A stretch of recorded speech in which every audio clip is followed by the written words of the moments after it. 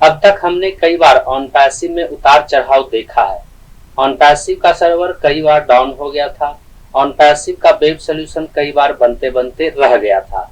वहीं इस बीच जब ऑन पैसिव का वेब सोल्यूशन ओ कनेक्ट को बनाया गया था, ओ कनेक्ट को क्रिएट किया गया था, तो ओ कनेक्ट को लॉन्च करने से पहले उसे कई बार चेक भी किया गया था।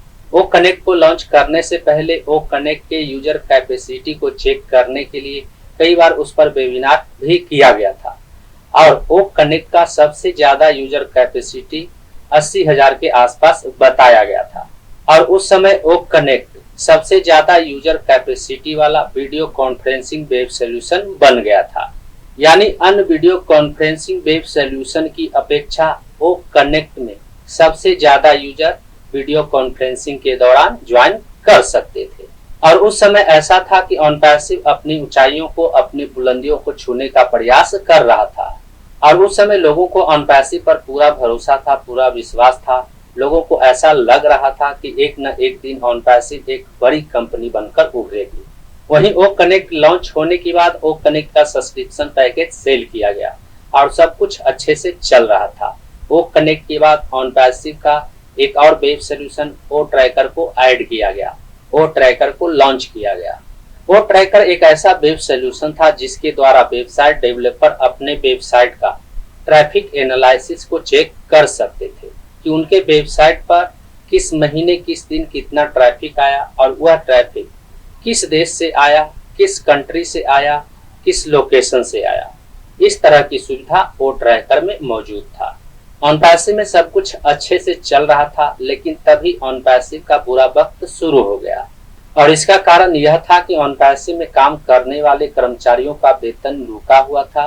कर्मचारियों का वेतन नहीं दिया जा रहा था, जिसके कारण कर्मचारियों ने हड़ताल कर दिया और आगे काम करना बंद कर दिया।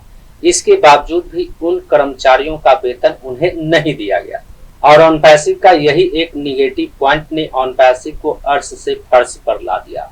कर्मचारियों का वेतन देने के बजाय उन्हें बार बार निगलेक्ट किया जा रहा था और कुछ महीनों बाद कर्मचारियों का गुस्सा भड़क उठा, जिसके कारण गुस्से में आकर कर्मचारियों ने ऑन पैसिव के वेब पोर्टल को ही डिलीट कर दिया और यहीं से ऑन पैसिव के अंत की शुरुआत होने लगी। इसके बावजूद भी ऑन पैसिव के सीईओ मिस्टर एस मुखारे और फाउंडर लीडर इस बात को नकारते रहे कि ऑन पैसिव में ऐसा कुछ नहीं हुआ है, ऑन पैसिव में सब कुछ अच्छे से चल रहा है। और इसके बारे में यह कहा जाने लगा कि ऑन पैसिव को एक सर्वर से दूसरे सर्वर में शिफ्ट किया जा रहा है, AWS यानी अमेज़न वेब सर्विस में शिफ्ट किया जा रहा है।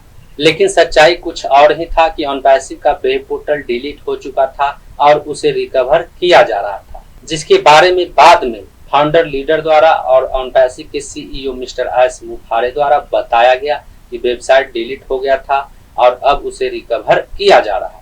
और यहाँ पर भी एक झूठ बोला गया और यह कहा गया कि ऑन पैसिव के 100% डेटा को सुरक्षित रिकवर कर लिया गया है। लेकिन सच्चाई यह था कि ऑन पैसिव के onpassive.com और इकोसिस्टम वेब पोर्टल के डेटा को रिकवर किया गया था, लेकिन ofounder.net के डेटा को रिकवर नहीं किया गया था। यानी ऑन पैसिव में किए गए गलतियों को कई बार झूठ बोलकर छुपाने का प्रयास किया गया, लेकिन सच्चाई जो था वह सबके सामने आ ही गया। और अब ऑन पैसिव के ofounder.net डोमेन नेम की वैलिडिटी समाप्त हो गई है, तो उसे रिन्यूअल भी नहीं किया जा रहा है। ऑन पैसिव के अंत की शुरुआत पहले ही हो चुकी थी और अब यह ऑन पैसिव के